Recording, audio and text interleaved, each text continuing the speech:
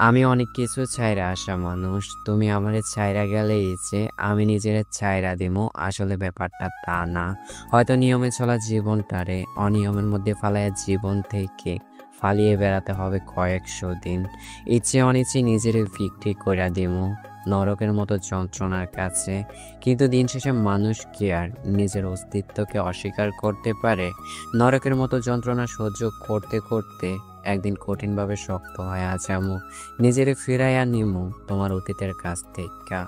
দেইখা নিও, অনেক সময়ের ক্ষয় ও ব্যয়ে আমি একদিন আমার আগের অবস্থানে নিয়া দাঁড় করামু। আমিও একদিন ভীষণভাবে বদলাইয়া যামু।